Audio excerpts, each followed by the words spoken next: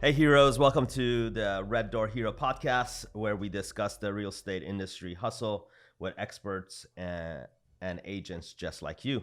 I'm your host, Ali Makhani, with my partner here, Heather Harmon. Hello. Hello.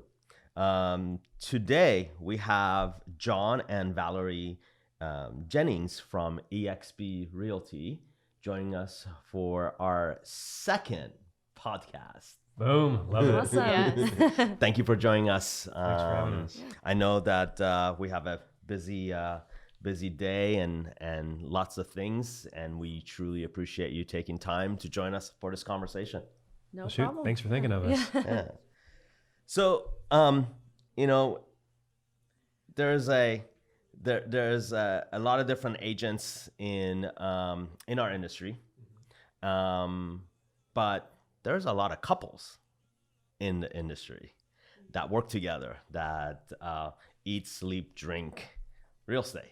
So I really want to learn about you guys and how you work and what you learned, and what would be some of your advice for other couples that are in the industry that work together. Don't do it. Don't do it. I'm just kidding. Yeah. So I guess our story in a nutshell is we met in college, and Valary has never had a full-time job apart from me. So post-college, we rolled into this real estate thing.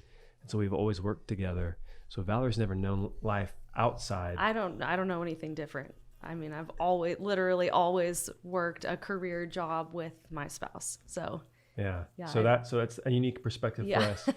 But I love it. That's what I wanted, even as a little kid. Like, I wanted to just go through life with somebody and incorporate all aspects of the life, personal and business, right? And so to me, we're living the dream, right? But when Yeah. it's good, it's amazing. And when it's bad, man, it's bad, right? So because how do you guys deal with that? Yeah, when it's so- bad. What's your process? you just, number one, we're absolutely committed to the long term, to each other, right? So we know in the moment, okay, this is horrible, but we'll get past it. I think that's fair to say. for sure, yeah. And then Always keeping the goal in mind of working through to get to a certain place. yeah, failure's not an option. No. And then just keeping each other, remembering that the other person comes before you, type of a deal. So if I'm super mad, then I need to be like, okay, I need to put Valary first. What did I do to cause this situation? How can I make it better? Because even if she may have done something that irritated me, or maybe I did something that irritated her, it's up to that individual to rise above it. And so we Right. just are always working on that. We do date nights. It's a big thing that's we try to incorporate twice a week. Just take, even if it's just an hour, a part of our time. But it's great because we get to again share life together. But when it's bad because you can't go home and You talk to can't your get spouse away about from it. it. No. Yeah. No, when you're complaining about your coworker, you're complaining about your Yeah. significant other. So Do you we guys have some ever other- have those hypothetical conversations like, man, this guy that I work with was just such a jerk today? No. We, if anything, nothing like that. Yeah. Yeah. Go ahead. It's pretty much like an open conversation. It's never like, pushing it down and talking to somebody else about it. Our lives are pretty wrapped up in each other. So, I will say this. Yeah. This is a little less Yeah. real estate, more Johnny and Valary, how we make life work together, but we don't talk ill about each other. Even if we're super pissed, we don't vent to like friends and stuff. Right. Because what happens is we have found, like, say I complain to my best friend and he gets all fired up about it, right? Well, Valary and I have moved past it. A week's gone by. We've moved past it. And then he calls me up, hey man, how are things going with Valary? And then I get mad again, and it Yeah. just keeps festering. Whereas if we keep it between ourselves, right, then that helps. Now, if it's a bigger issue, then we incorporate like somebody that we trust and a neutral third party rather than somebody that maybe has a vested in. Like, Valary would not complain to her mom about issues we're having, right? Because I would just a little one-sided. that would be a one-sided perspective. So, yeah. How That's long have us. you guys been Married? married? Well, we've been together for 10 years. Okay. As of this month. Yeah. But married 7, almost 7. Okay. And you've been doing real estate together since? Yeah, so we got started in real estate about 6 years ago. Okay. Yeah. Actually, right after we got married. So how we got started, it's called house hacking, right? You buy a multifamily property, live in one unit, rent out the other. Yeah. So we got started doing that. And then did it a couple more times did it too. a few But times. that was the beginning, yeah. Shoot, we kind of like this. Yeah. Why don't we just go into real estate? So we've been licensed for 4 years. And since then, we've helped about 200 families either achieve home ownership or sell a house. That's awesome. Yeah, great story. Yeah. So, how do you guys go about divvy up the task of being real estate agents as partners, right? So do you both focus on, your own clients, or do you guys take the client and go, this is what I'm good at, this is what I'm good at, and that's how you guys do the work? I'd love to hear a little bit more about that work dynamic. Absolutely. Well, Valary's good at everything, but tell them how to split it up. Well, typically I help buyers. So that's kind of, if a buyer comes into our life, that's typically my realm. Occasionally we'll work listings sort of together, but ultimately it ends up, I don't know, I guess I'd be more of the relationship part of it, like talking with client, talking with them directly and that kind of a thing. So I don't know. Pretty much how we have it split up is I do most of the back end stuff. Yeah. So like I help with like the lead gen, the systems and things like that. When we got started, we each had our own client pool, right? So if Valary had a client, that was Valary's client, because to now include me in the conversation, like who's this John guy? Who do I talk to if I have an issue, right? Yeah. We found it simpler just to keep it split. We could cover more ground that way too, like splitting up and each have our own deals, our own clients. We can basically cover twice as much ground that way. Yeah. So pretty much all we do now is when we go on a listing appointment, we'll sit in on it together. Then we can tell that customer, hey, you're getting 2 agents for the price of one. Valary's your main point of contact, right? And she's going to handle all this stuff.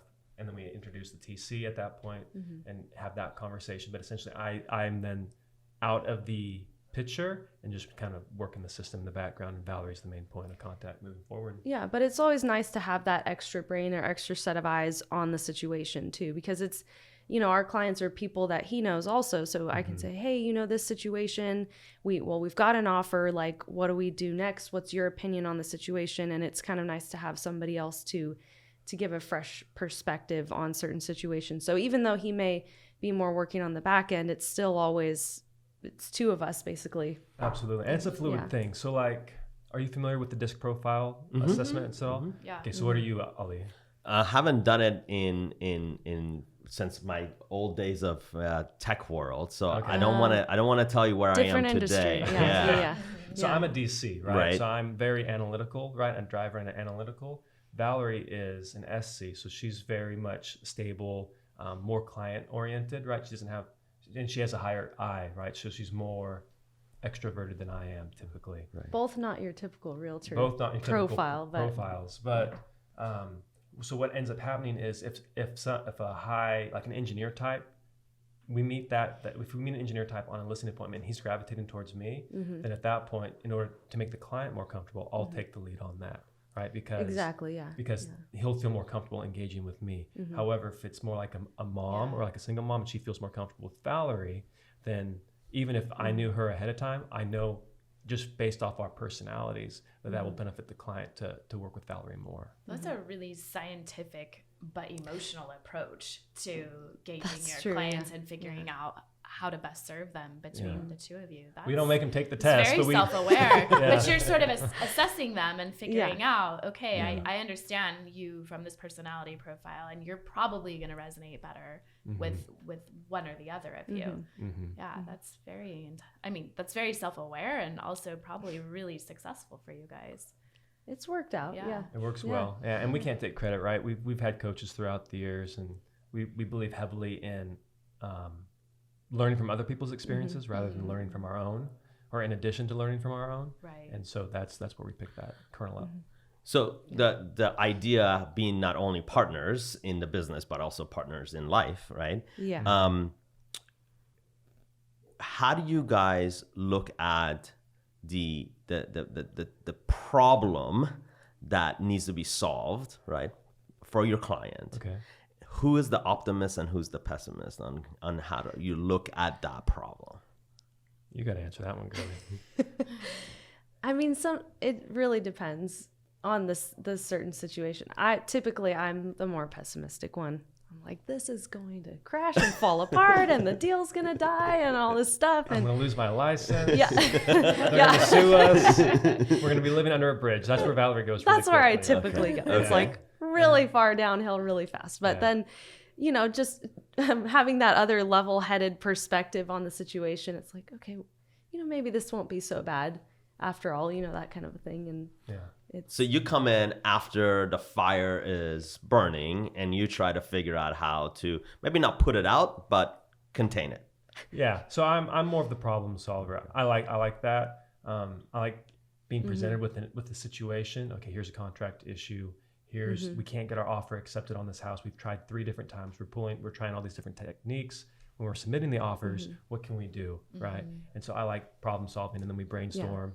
And just by having that conversation out loud, Valary is even able to come up with ideas, right? So you're not stuck in your own head. Just verbalizing the potential solutions, we find helps a lot. Right. yeah. So do you think that because of your partnership, again, in life and in profession, do you think that's have given you a more of a successful opportunity in this real estate endeavor that you guys are together? Or do you think you could have done this if you were just, she was a banker and you were, a real estate agent? I'll answer this one. I 100% could not have done this without Valary. Actually, when I first got licensed, she was helping TC my files, right? Because I was in a previous industry, and so I worked the industry during the day, work with clients at night, but sometimes they needed to see a home or they had questions about stuff, and there's only so much a TC can do. So that's when Valary got licensed. Yeah, or business hours type things where I would help out, things that need to get done during the day. So that's kind of how I got into it. Yeah. Right. Yeah, lenders or escrow or whoever. Yeah. Yeah, and so there's absolutely no way I would have done it without Valary's assistance. And now that we've been doing it for a while, I think it's fair to say that Valary you wouldn't push as hard to grow the business if I wasn't in the picture. So that's true. Yeah, it was really hard. Like, so most real estate agents, unless you start when you're living at home, end up transitioning out of a different industry, right? Right. And so that transition is often hard because many times you go from either salary or steady paycheck to only getting paid Commission only. when you sell something and when it closes. Right. And Several months before you can see any paycheck if you're just getting started. Yeah. Yeah. And so that's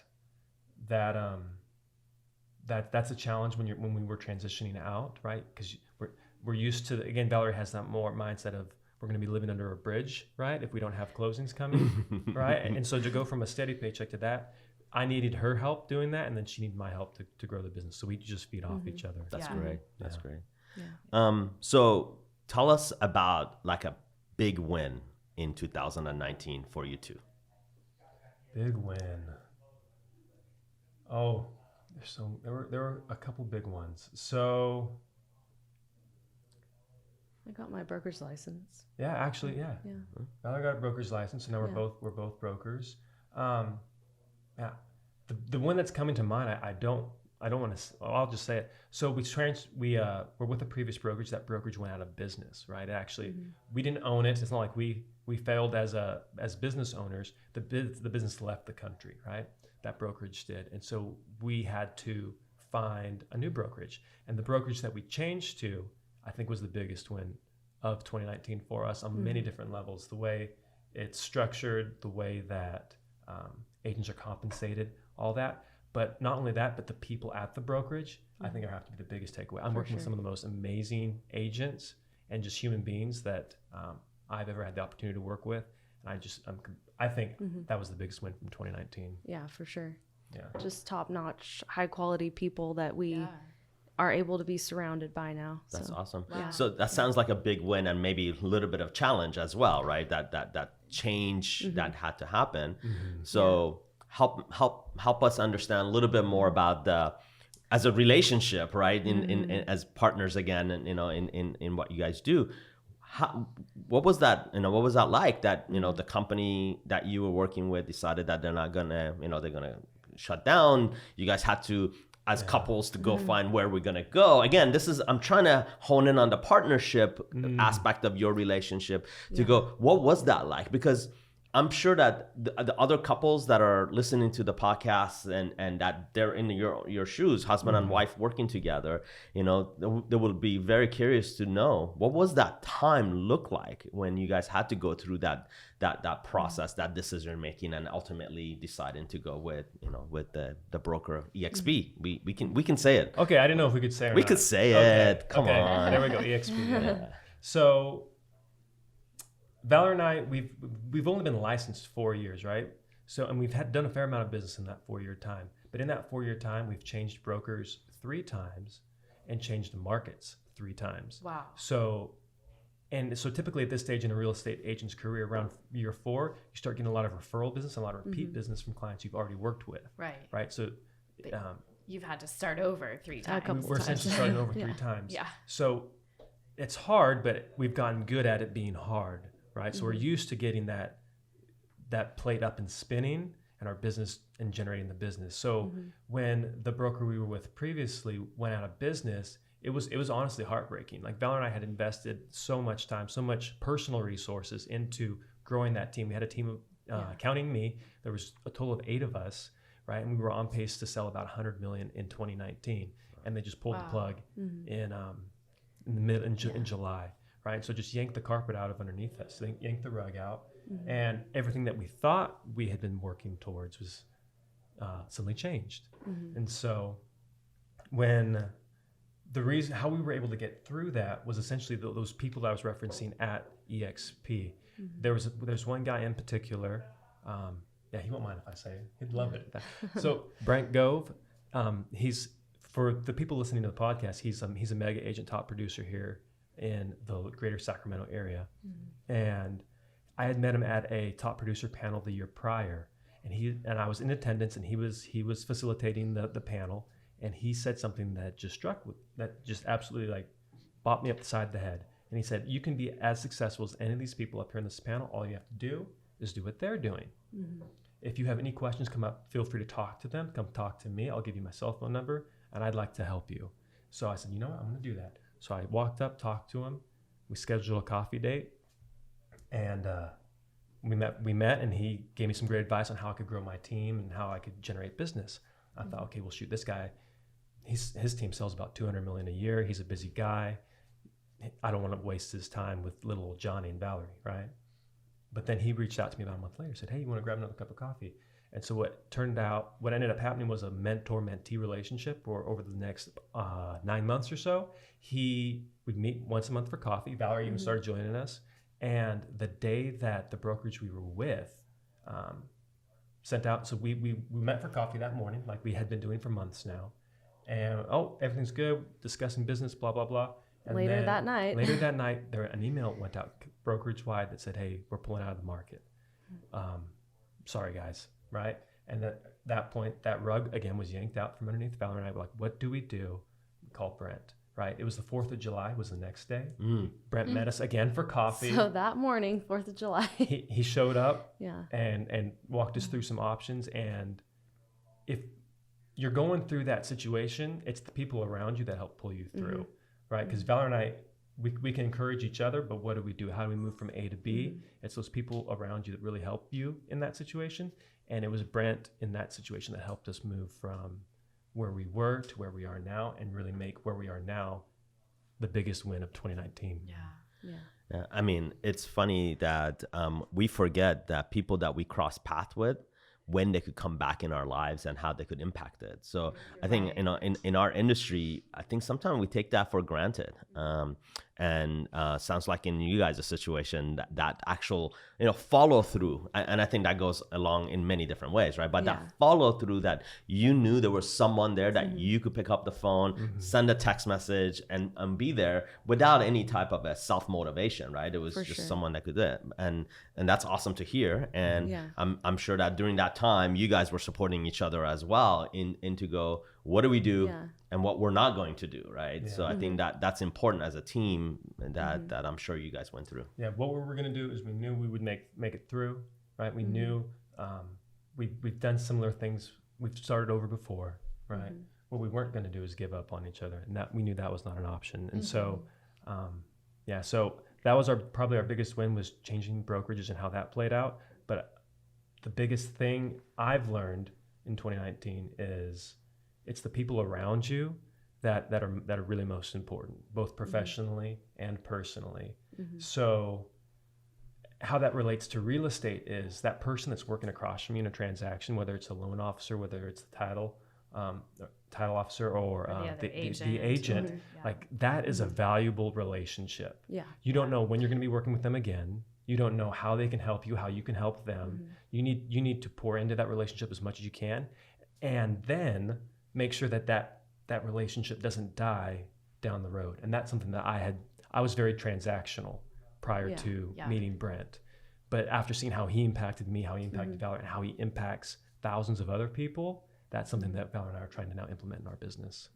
Yeah, that's really good advice, because I think in this industry, it's really transactionally focused, and those relationships are just dumped, or they're not even treated with respect during the course of the transaction. And it changes everything for all parties when everybody's at the table, all on the same page, working towards the same goal. You know, and that makes a better transaction for our clients. At the end of the day, they get a better experience when everybody's showing up and there for the same reasons or the right reasons. So that's really valuable. I wish more people in the industry talked about that. Yeah, it's the secret sauce. So it's like kind of like a Brian Buffini, but oftentimes you hear it just treat your clients like that. But I think you should level up a little bit and expand that thinking, and it should be everybody in that, because what happens next time you're working across from that person? You may have had the listing last time. Now they have the listing, and now they're coaching their clients on, hey, who's going to perform best? What's the best offer? And if you were less than kind, right, and maybe you pulled some shady stuff to protect your client, right, air quotes, saying you're protecting your client, how are they going to react when you go to submit the offer for your buyer then at that later transaction? Right? It comes full circle, and it's just, if nothing else, it's the right thing to do. And doing the right thing, I'm finding, is not that we ever did the wrong thing, but going above and beyond what the right thing typically is yields fantastic results. I mean, that's a great advice. I mean, we talk about it, all the time, is that, if your focus is only on the transaction and the dollars associated to that transaction, that is not a recipe for success. I don't think so. I think being genuine and being authentic, being respectful, that's how you leave an impression for the next opportunity, whatever that is, right? You and never know. Nothing else. You walk away from it and you go, I did the right thing, and I think that's important, because, good or bad, we know in our industry, there's, characters that they're not here for the best interest of even their own customers sometimes, right?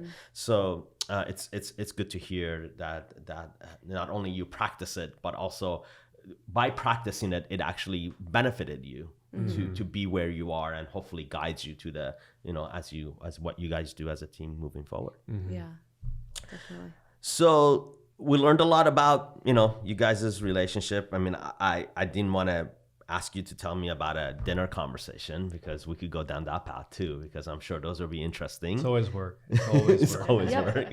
Yep. 99% of the time. So between the two of you, having, running the business, how do you guys communicate to each other? Is it more in person, verbal, or do you guys text, email? What's your way of communicating among the two? There's so many.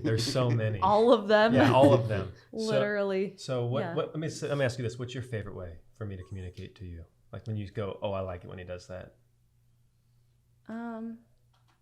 Not on the phone, because sometimes that ends up going and going and going. So that's your least favorite is phone?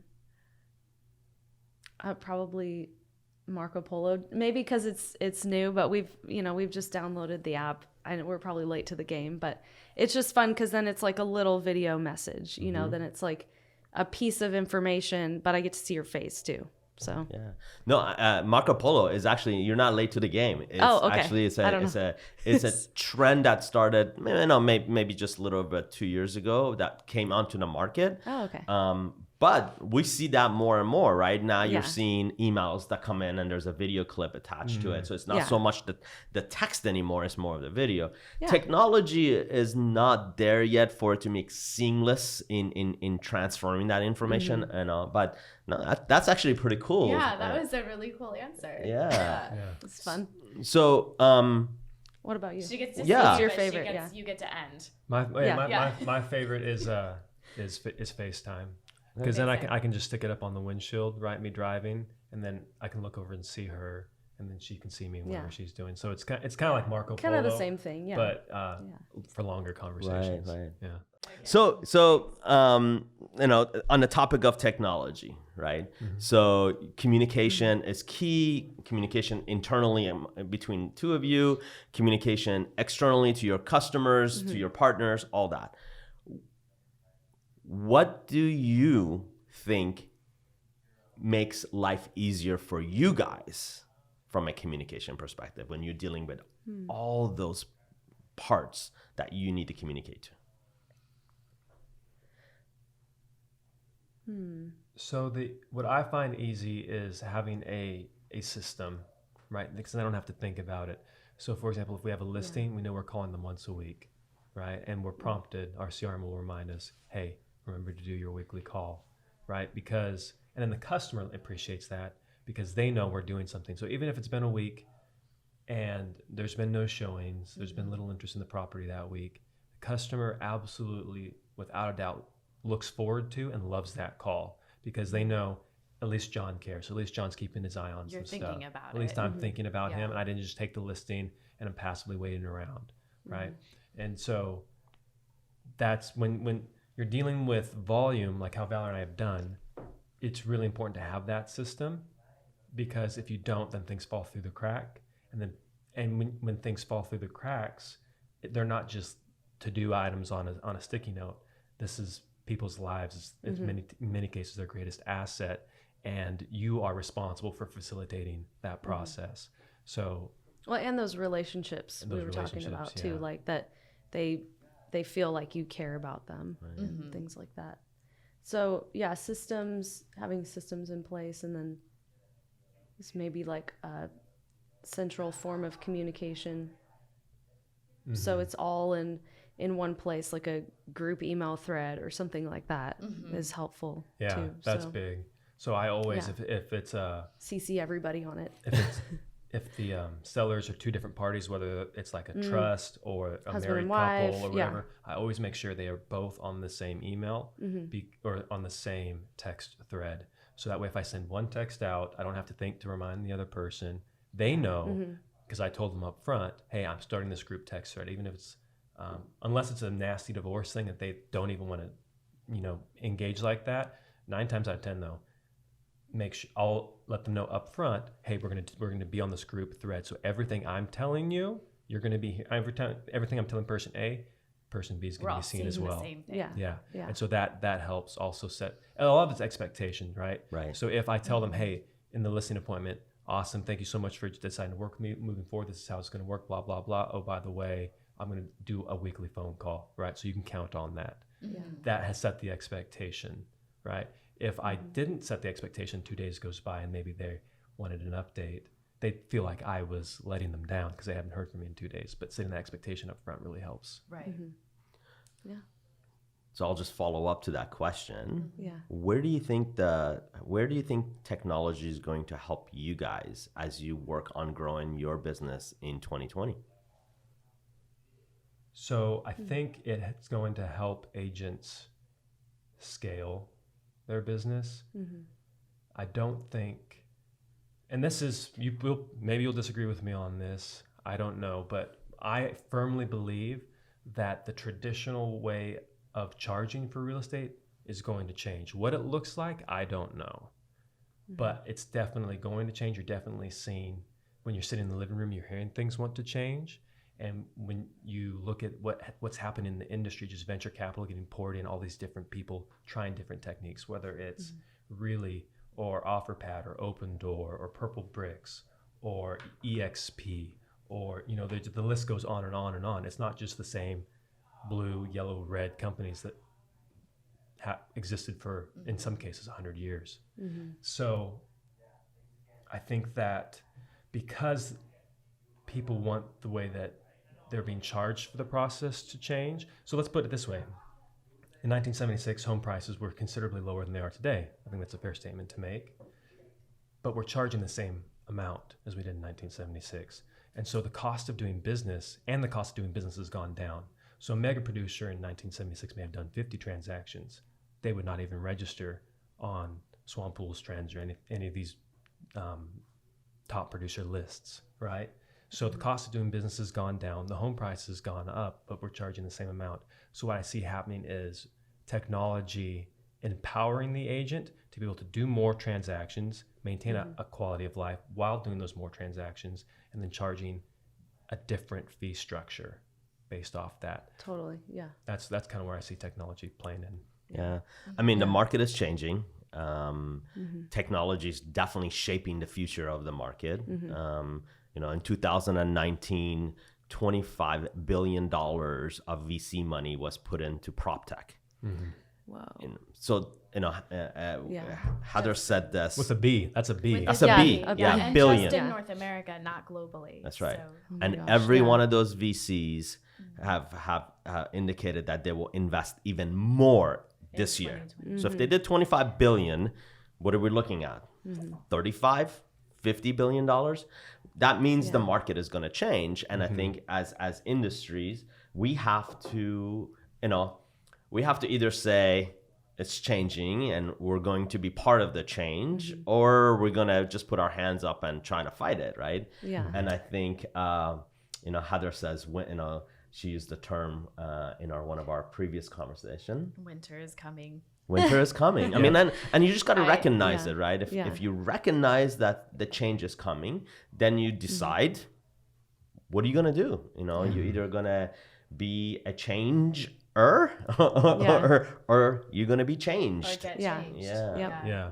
It's happening one way or the other. Absolutely. Yeah. So, It's true. One thing I will add, though, is that, so it's very interesting that 25 billion was invested in 1 year and that more is going to be invested in the following year, when it's really only about a $60 billion industry to begin with. So that's a lot of money pouring in it's almost the whole pot. That's right. You're right. So Yeah. it's very interesting. But the other thing is that while technology will empower, I want to make it clear that I think technology will empower that agent. I don't think the agent's going away. That's right. I No. we do not see that Totally. happening. Yep. So the agent will be there. The customer wants the agent there. Yes. And so I think, again, technologies will just empower that agent to scale their business in a way that makes sense. We talk about it in a way that we think the change, it's not removing the agent, but what's going to do is it's going to make the agent to have even a higher touch. Their work is going to be at much higher touch and value to their customer. Yeah. And technology is going to take care of those, you know, those tasks that, you know, you do, but maybe you don't have to because you have now, you know, some platform, some technology that's supporting you through that process. Absolutely. Yeah. Or even just a transparency. So maybe I have a platform that now the customer can see, okay, this is how many people viewed your house online. This is how many, this was the feedback. You get the feedback at the same time I do. Just pulling back the curtain a little bit and empowering the customer. And by empowering the customer, it takes a little pressure off the agent as well. That's right. Yeah.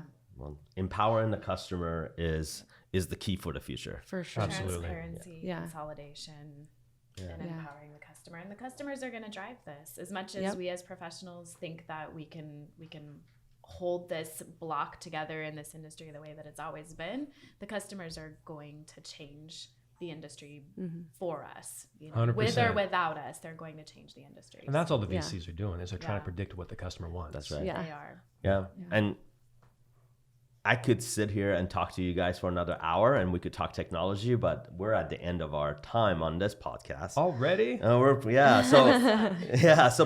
before we end it, I would love to ask you this question, because we started as a couple partners.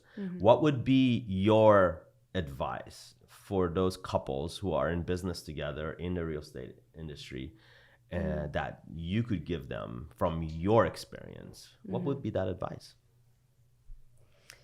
I would say probably just to make sure you realize that person is your significant other first, and then business partner. But just because it's you have to approach it from a place of love, right? Rather than just a business relationship. I think in order for them to both work together.